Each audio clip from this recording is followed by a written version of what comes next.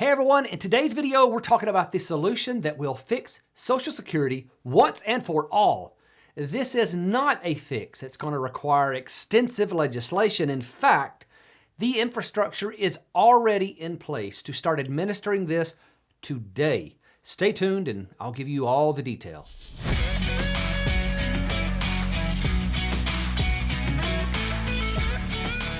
Hey, I'm Devin, and this channel is all about Social Security and how to use the rules to your advantage. If you are new here, be sure to hit that subscribe button and then that notifications bell.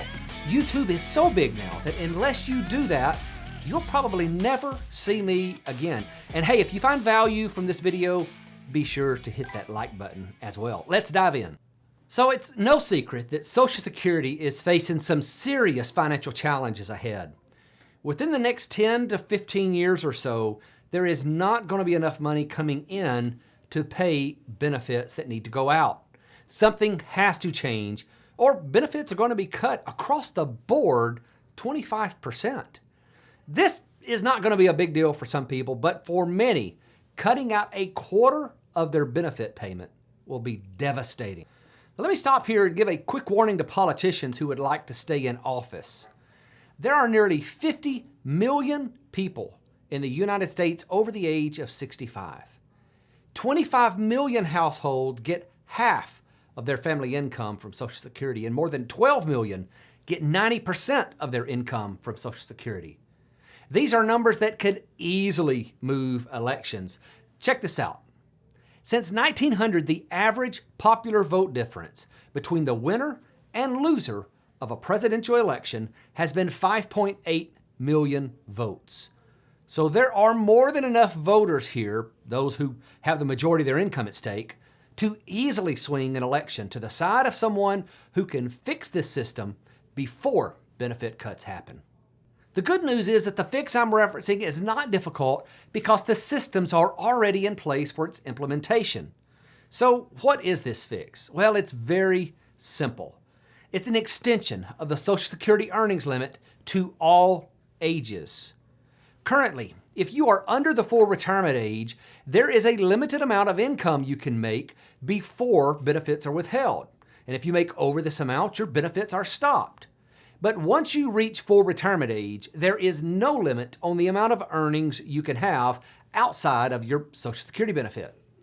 The extension of this earnings limit would simply apply the earnings limit to all ages, and if your earnings exceed a certain amount, you are not going to be eligible to receive benefits. Now, this sounds drastic, I know, but it would actually realign the system with the original guidelines. When Social Security first began, the earnings limit applied to all ages, and it was zero, by the way. But in 1950, the earnings limit was eliminated at age 75. In 1954, this was changed to age 72. In 1983, it was changed to age 70, and in 2000, this was changed to simply full retirement age, which is where we are today. Now, I'm certainly not the first to suggest means testing like this, although the simplified method of extending the earnings limit I'm suggesting may be a bit new. On the campaign trail in 2015, President Trump said, "I would be willing to say I will not get Social Security. But the fact is, there are people that truly don't need it, and there are many people that do need it very, very badly."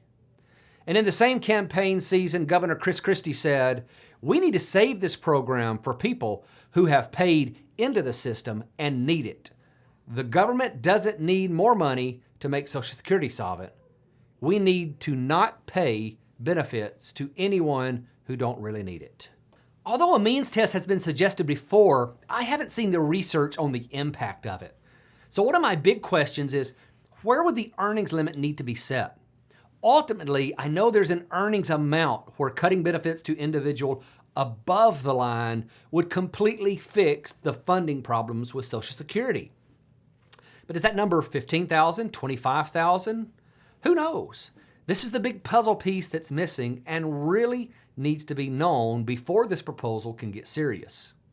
When the suggestions first came out, there were those who didn't like them and said that, listen, a means testing system is going to be more expensive to manage than it would save.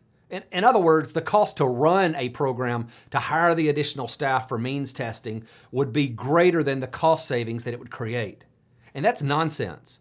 The system already exists, and it's very efficient and accurate for those below full retirement age. And if you don't believe me, try filing for benefits under full retirement age and then exceed the earnings limit. They will find out. It may take a while, but they know, and they'll send you a nasty little letter telling you about it, and you have to pay those benefits back. So I know a lot of my viewers will let me know in the comments that, Devin, I don't think means testing is fair because it unfairly punishes success. I agree with that. I don't like means testing. However, the entire Social Security system is already built on a platform of means testing, so I would argue that it doesn't actually represent a huge change. Due to the progressive Social Security formula, lower earning individuals already receive a benefit that is a higher replacement of pre-retirement earnings than higher earning individuals do. And then once the benefits begin to be paid, lower earning individuals usually don't have to pay any taxes, while those with higher income have to give some of their benefit back through taxes. So adding a means test for Social Security wouldn't really represent a monumental change from what we have now.